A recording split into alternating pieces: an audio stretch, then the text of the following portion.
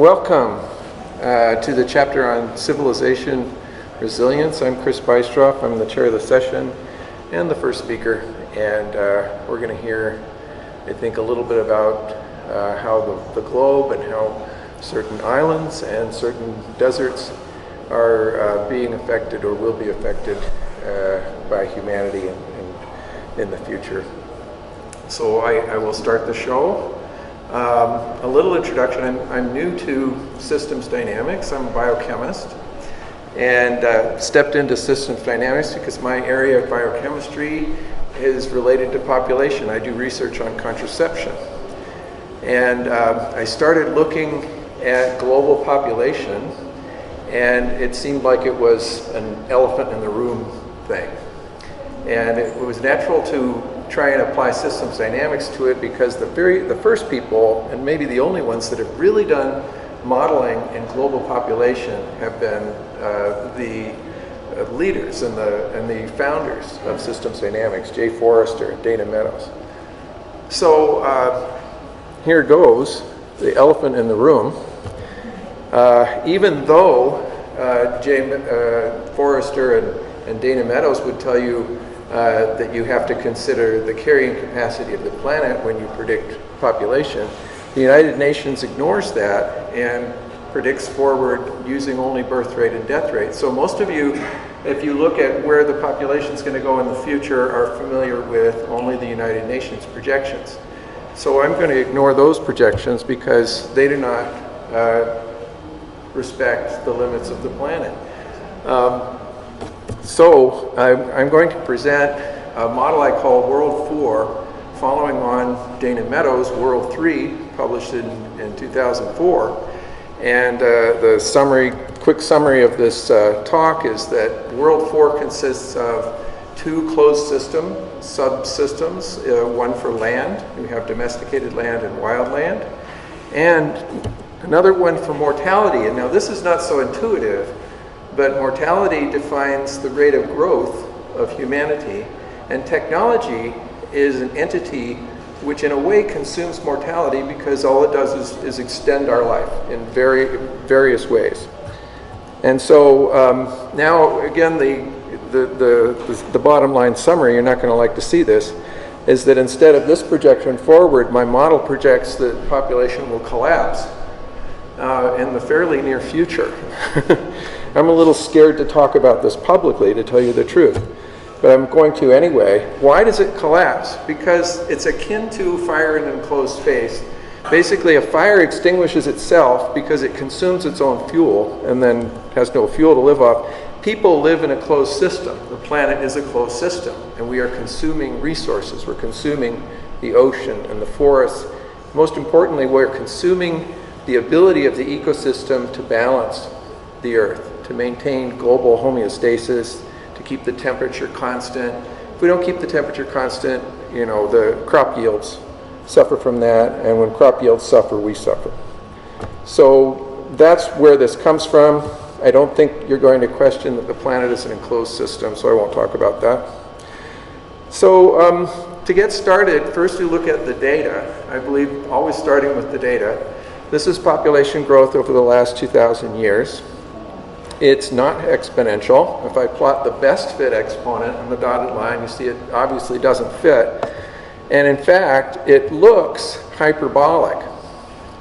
There's the asymptote there in the dotted line. And that sounds like a joke because, a hyperbola goes to infinity. But in 1960, a group under von Forster published a very serious paper about it in Science and showed that indeed, if you take the data and you convert it to a log-log plot and you express time as the time up to the asymptote, so-called Dooms time in the paper, you get this linear relationship, and populations going back as far as 10,000 years ago still fit this data very nicely, going up to 1960. And then looking forward, I zoomed in on the more recent data here, and again, time goes to the left. They believed that the population would level off at about 4 billion in 1980, but in fact, population continued along the hyperbolic trajectory up till about 2000. falling short of the prediction of 6.5 billion in 2000, ended up being about 6 billion at that time. What does this tell us? To me, what this told me was this very simple equation was a better predictor than very complex models that have been put out there to predict. The models produced by the UN have hundreds of variables, and even my favorite model, World 3, has a lot of variables. So simple models are the way to go. Very easy to understand, easy to teach. I'm teaching this stuff, so I need that. Easy to manipulate, easy to fit, and probably more robust in predicting the future. It's harder to tear them down because they're very simple. So the point of this talk is, can a simple model predict the future of human population, not just the past? So this is not the first time that a doom and gloom story has been told from the system dynamic perspective. The famous Dana Meadows and Jorgen Randers, who I understand was a visitor here last time, and Dennis Meadows and others published Limits to Growth, the 30-year update, which is now the textbook for my human population course. And right on the front page of that book, they show population crashing after carrying capacity crashes. So I teach the students this model, and my experience over the years is it's an unwieldy model. You can see just from the image, there's a huge, I think there's 16 stocks and about 100 variables. So that's a lot of buttons and knobs to twist. So we need to make it more simple. So over the years, I have lots of stories to tell you, but I'm not going to. We've converged on a much simpler model, and this is it. Now it's called World 4.5, but I'll just call it World 4. It's the 5th version of World 4. And this is what it looks like. And it consists of 2 closed systems, as I said before, a land system and a mortality system. 4 stocks, 4 flows, 11 variables. 8 of them were fit using nonlinear regression to single values. 3 of them were fit only to ranges, could not be narrowed down to single values. And there are 7 equations that encode the assumptions built into this model. So let me do a walkthrough. World 4 consists of 4 starting values for the 4 stocks, 5 variables that were fit to population data, 3 variables that were fit to ranges, and these are the sources of uncertainty, 7 equations.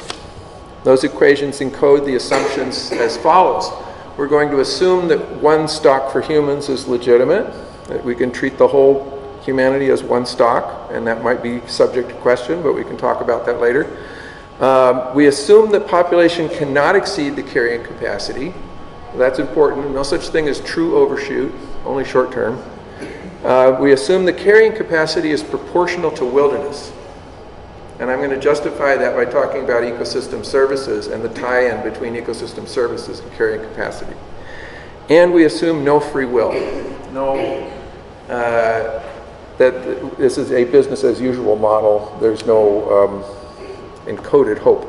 I'm not encouraging you not to hope. I'm just saying that's not in the model. We have output. Importantly, population is only an output variable. Population is calculated as the humans times the carrying capacity. That is the land occupied. Domesticated land times its carrying capacity is now in units of people. So 2 closed systems.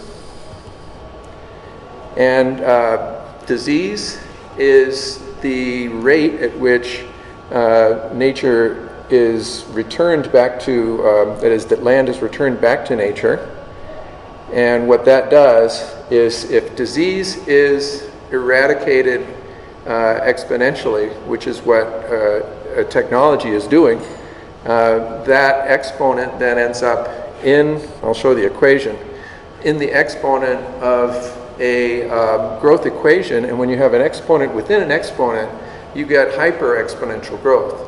And that's the dotted line in there, which you saw before, is a fit to a hyper-exponential equation. So that little underlined part there is the growth of technology. And if we take that to be the decrease in the death rate, that's a decrease in a number that ends up negative in the exponent, so it's a positive increase in the growth rate, then you have that hyper-exponential growth. So technology, we can call it what we will, but it's in the model, it's simply defined as the consumer, I think I wrote it in here, the anti-mortality. You can think of it that way. And everything else is poetry. It's simply defined as the whatever and all things decrease our mortality. So then, to make it a closed system, technology has to revert back. And so although it does not sound intuitive, technology somehow reverts back to disease. I'll think of that as the obsolescence of technology. And so it's encoded that as the system changes rapidly, the amount of obsolescence of technology reverts back to disease, and there is a negative feedback which then stabilizes the system. Then humans grow intrinsically, proportion to themselves, exponentially, subject to the available resources, but they also die extrinsically, subject to the amount of disease, which is itself decreasing exponentially. So that's, and population is an output value, as I mentioned before. So that's the story. Then we took those variables and fit them to the data, and all except n0, which is the starting value of nature, which is a number derived from the footprint literature, ecological footprint literature. So here's an animation to describe the fitting process. We started with population data for the last 2,000 years. We set the starting value for humanity, set the values which determined the single exponential growth, which dominated for the first 1,500 years of those 2 millennia, and then fit the values that define the growth of technology, that it started somewhere around the Age of Enlightenment, and then fit the values so that it fit the data, and then encoded the carrying capacity. And for this we'll go zoom in a bit. And when the carrying capacity is included, and we estimate that with the footprint literature, we see there's a downturn. And then it no longer fits the final few data points, the last 50 years of data. If we then tweak the parameters for our reactions, I should say the aggressiveness of consumption of resources and the robustness of technology, to fit that data, we have to put the asymptote right about where it is today, and that creates the dramatic downturn, which then is subject to a few parameters to determine the steepness of the downturn and also where it will go back to reaching equilibrium.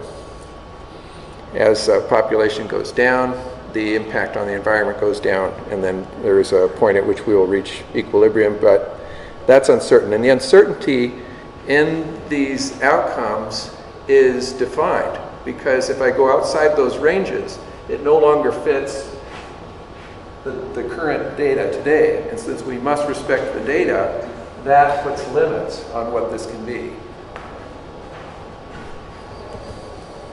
So here's the outcome of the simulation over 2,000 years. In the blue dotted lines, you see the carrying capacity going up exponentially, because technology also contributes to the carrying capacity as we develop better tools for farming, better tools for fishing. And then population matches and the model matches the historical population until a peak, and then at a point we pass the carrying capacity, and then the outcome, without being explicit, is that there's a drop in the population. So to peel that apart, we can now look at how the variables react during this interesting time which we're living in right now. In the dashed lines here, this is the natural land. It's estimated that we've already domesticated on the order of half the natural land of the world, of the earth. And so we're about here and headed downward. As that goes down, if the equations are correct, that means that the carrying capacity is going down, and we'll drop the population down. I'm